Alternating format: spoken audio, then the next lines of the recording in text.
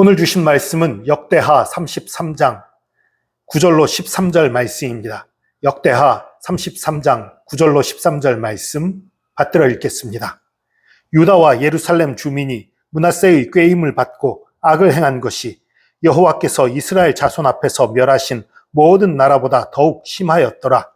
여호와께서 므낫세와 그의 백성에게 이르셨으나 그들이 듣지 아니하므로 여호와께서 아수르 왕의 군대 지휘관들이 와서 치게 하시매 그들이 므낫세를 사로잡고 쇠사슬로 결박하여 바벨론으로 끌고 간지라.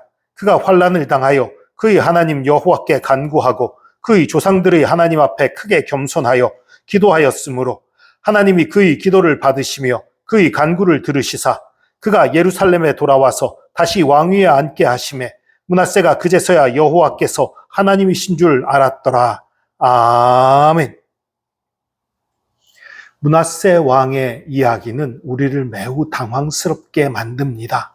왜냐하면 므낫세는 믿음의 왕, 기도의 왕 히스기야가 기도해서 얻은 아들이었어요. 히스기야가 잘 아는 바와 같이 죽음병에 걸린 적이 있었지요. 그때 하나님께서 선지자 이사야를 통해 말씀하십니다. 너 죽을 거다. 그러니까 네 집안을 정리해라. 네 집안을 정리하라는 것은 히스기야에게 아들이 없었기 때문이에요. 왕위를 이을 아들이 없으니까 뭐 친척이든 누구든 세우는 걸 얘기한 거겠지요. 이에 히스기야가 통곡하며 기도합니다. 간절히 주님 앞에 부르짖자 하나님이 다시 이사야를 보내서 말씀하십니다.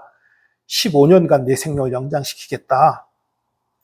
그렇게 해서 그 연장된 15년 사이에 얻은 아들이 므낫세예요. 므낫세가 왕이 될 때 그는 12살이었습니다. 히스기야가 그 병에서 나은 다음에 생긴 아들인 거지요.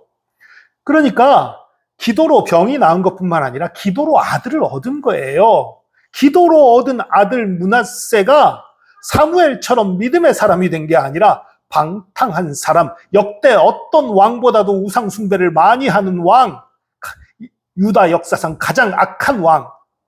거기다가 심지어 성경에서 뭐라고까지 말합니까? 오늘 9절 말씀 보니까 이스라엘 자손 앞에서 멸하신 모든 나라보다 더욱 심했다. 악을 행한 게 더욱 심했다는 거예요. 실제로 이 성경의 기록들을 보면 이 므낫세가 한 일들이요.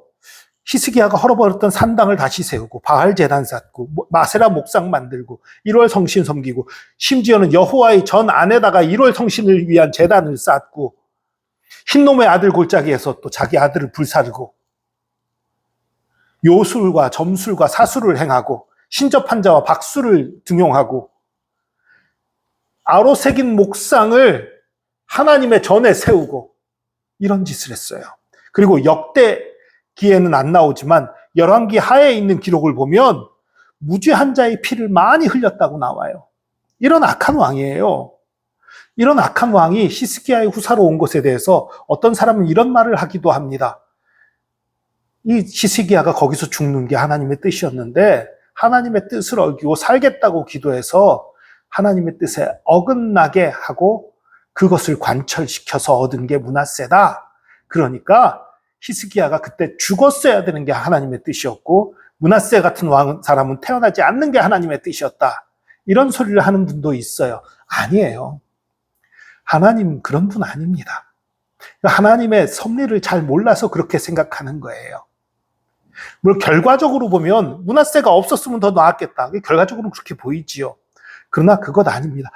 히스기야가 간절히 기도하는 그 순간 하나님 앞에 진실했고 하나님은 그 기도를 들으시고 응답하신 거예요.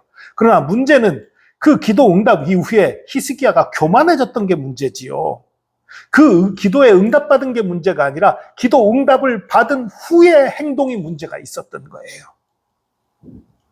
너무나 많은 사람들이 기도 응답 후에 교만하기 쉬워요. 기도 응답 후에 다 끝났어. 마음을 놓기 쉬워요. 기도의 끈을 놓기도 쉽고 교만하기도 쉽고 그래서 넘어지기 쉬워요. 히스기야가 넘어질 곳에서 넘어졌던 거예요. 그 교만이 바벨론에게 그 기회를 주었고 또 그 교만이 므낫세가 바르게 크지 못하게 만들었던 거예요. 그러나 그럼에도 불구하고 이렇게 악한 왕인 므낫세임에도 불구하고 하나님은 그에게 은혜를 베푸십니다.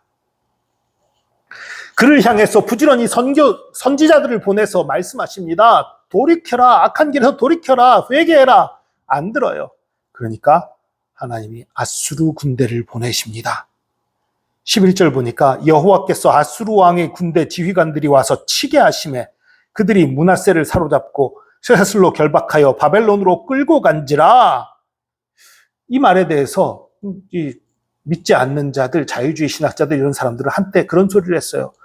이거 엉터리 아니야 이거? 열왕기에는 이 얘기가 전혀 없는데 역대기에 갑자기 이 얘기가 나와? 이건 지어낸 얘기 아니야? 더군다나 그 뒤에 보니까 끌려간 다음에 그가 환난을 당하여 그의 하나님 여호와께 간구하고 그의 조상들의 하나님 앞에 크게 겸손하여 기도하였으므로 하나님이 그의 기도를 받으시며 그의 간구를 들으시사 그가 예루살렘에 돌아와서 다시 왕위에 앉게 하시매.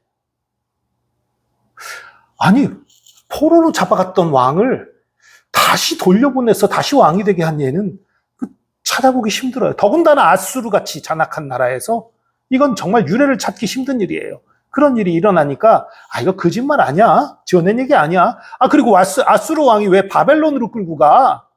그런데요, 다 고고학자들이 이게 사실임을 밝혀냈어요. 아수르 왕 에살핫돈의 비문이 남아 있습니다. 그 비문에 에살핫돈이 22개 나라의 왕을 잡아왔다고 적혀 있어요. 그 22개 나라의 왕 중에 유다 왕 므낫세가 들어 있습니다. 그리고 에살핫돈의 후계자 아슈르바니팔의 그 기록에 보면 그 사람에 대한 기록에 애굽 원정을 떠날 때, 그러니까 이집트를 치려고 갈 때에 유다의 왕 므낫세가 함께 행진하며 공물을 바쳤다라는 기록이 나와 있어요. 이미 사로잡혀갔던 므낫세가 다시 유다 왕으로 기록되어 있고 그가 공물을 바치는 얘기가 기록되어 있어요. 다시 왕위가 회복되어 있는 거예요. 그래서 성경이 분명한 사실이지요. 그리고 당시 바벨론은 원래 아수르 영토가 아니었었는데 이 에살핫돈과 아슈르바니팔 때가 이 아수르의 전성기예요. 이때 바벨론까지 점령했었습니다. 그리고 바벨론이 여러 지역을 다스리기에 좋은 행정의 중심지여서 그것을 행정의 중심지로 많이 사용했다고 그래요. 사로잡힌 왕을 그쪽으로 데려간 적이 많이 있었다고 그래요. 성경의 기록들이 모두가 사실인 거죠. 어쨌든 이 므낫세가 그렇게 악한 왕이었는데, 너무너무 악한 왕이었는데도 불구하고 이 므낫세가 회개합니다. 하나님 앞에 부르짖습니다. 잘못했습니다. 회개해요. 그랬더니 어떻게 하십니까? 자비를 베푸신 거예요. 포로로 잡혀간 그 상황, 그 불가능한 상황에서 다시 돌아오게 하시고 다시 유다의 왕이 되게 하셨어요. 하나님의 은혜예요. 여러분, 우리의 죄가 주홍같이 붉을지라도, 아무리 악할지라도 전심으로 주님 앞에 회개하고 전심으로 돌이키는 자는 우리 하나님이 용서하십니다. 다시 회복시키십니다. 여러분, 여러분의 자신에게 어떤 큰 문제와 어려움이 있습니까? 여러분의 가정에 문제가 어려움이 있습니까? 여러분의 가문에 어떤 어려움이 있습니까? 여러분의 직장에 문제가 있습니까? 여러분의 학업에 문제가 있습니까? 우리의 나라에 문제가 있습니까? 우리가 간절히 사랑하는 어떤 곳에 문제가 있습니까? 하나님 앞에 부르짖으시기 바랍니다. 자비로우신 하나님, 노하기를 더디하시는 하나님, 아무리 우리가 악하고 잘못했을지라도 우리가 전심으로 주님 앞에 돌이킬 때에 예수 그리스도의 보혈로 우리의 죄를 씻으시고 용서하시고 돌이키시는 그 하나님의 은혜 앞에 전심으로 돌아오시고 전심으로 무릎 꿇으시고 전심으로 기도하시기 바랍니다. 우리 하나님이 고치십니다.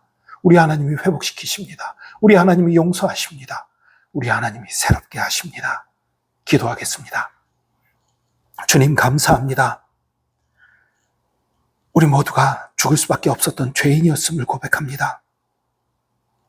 우리 속에 선한 것이 없고 악한 것이 가득하며 주님 보시기에 올바른 것이 없는 존재였음을 고백합니다. 그럼에도 불구하고 예수 그리스도께서 우리의 죄를 대신 지시고 십자가를 지심으로, 우리 대신 죽으심으로 우리의 모든 죄를 용서하시고 우리를 구원하시고 우리를 살리신 것을 믿고 감사드립니다.